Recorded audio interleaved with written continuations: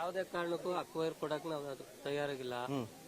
ನಾವು ಜೀವ ಹೋದ್ರು ಸರಿನೇ. ಓಕೆ ಅಣ್ಣ ಕೂತ್ಕೊಳ್ಳಿ ದಯವಿಟ್ಟು. ಯಾವುದೇ ಕಾರಣಕ್ಕೂ ನಾವು ಈ ಭೂಮಿ ಬಿಡಕ್ ತಯಾರಾಗಿಲ್ಲ.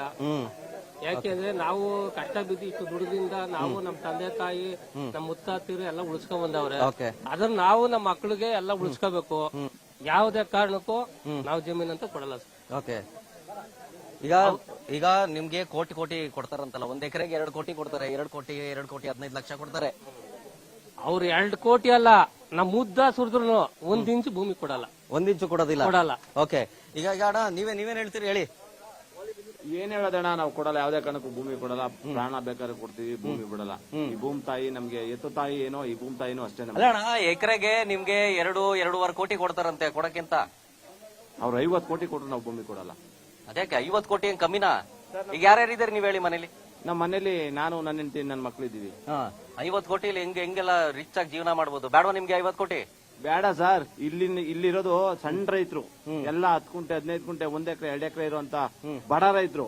10 ಎಕರೆ ಇರೋರಿಗೆ ಅನುಕೂಲ ಆಗುತ್ತೆ. ನಮ್ ಭಾಗದಲ್ಲಿ 90 ಭಾಗ ಇರೋದು ಬಡ ರೈತರು. ಅವ್ರಿಗೆ ಹೋಗ್ಬೇಕು. ಎಷ್ಟು ಕೋಟಿ ಬರುತ್ತೆ ಅವ್ರಿಗೆ? ಅವರೆಲ್ಲ ಮಣ್ಣು ತಿನ್ಬೇಕಾಯ್ತದೆ, ವಾಚ್ಮ್ಯಾನ್ ಕೆಲ್ಸಕ್ಕೆ ಹೋಗ್ಬೇಕಾಯ್ತದೆ. ಅನುಕೂಲ ಆಗೋದು ಮಾತ್ರ 10 ಎಕರೆ ಇರೋ ಜಮೀನಿಗೆ ಮಾತ್ರ ಅನುಕೂಲ ಆಗ್ಬೋದು.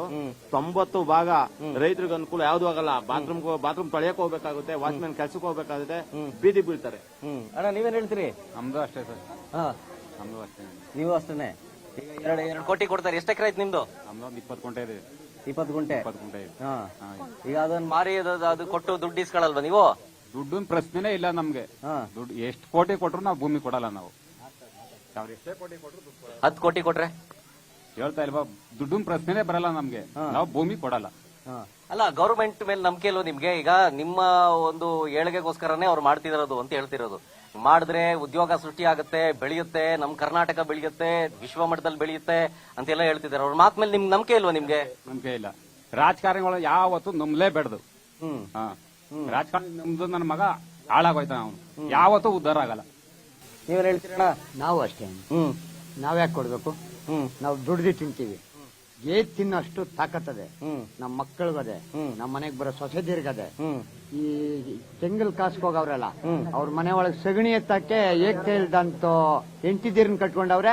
ಆ ನನ್ ಮಕ್ಳು ಮುಂದಾಗ ಹೋಗ್ತಾರೆ. ಇವಾಗ ನಾವು ನಮ್ಮ ಮನೆಯಲ್ಲಿ 8 ಜೊತೆ ಓರಿ ಕಟ್ಟಿದೀನಿ. 8 ಜೊತೆ ನಾನು ಒಬ್ಬ ಸೊಸೆ ಸಗಣಿ ಎತ್ತಾಳೆ. ಅವಳ ಮಕ್ಕಳಿಗೆ ಓದಕ್ಕೆ ನಾನು ದುಡ್ಡು ಮಾಡ್ಕೊಡ್ತಾ ಇದ್ದೀನಿ. ಇನ್ನೇನ್ ಬೇಕು ನಮ್ಗೆ? ಅಷ್ಟೇ. ನಮ್ ತಂದೆ ಮಾಡಿರೋದನ್ನ ನಾವು ಉಳಿಸ್ತಾ ಇದ್ದೀವಿ. ಎಷ್ಟು ಎಕರೆ ಆಯ್ತು ನಿಮ್ಗೆ? ನಂದು 6 ಎಕರೆ ಇದೆ. 6 ಎಕರೆ.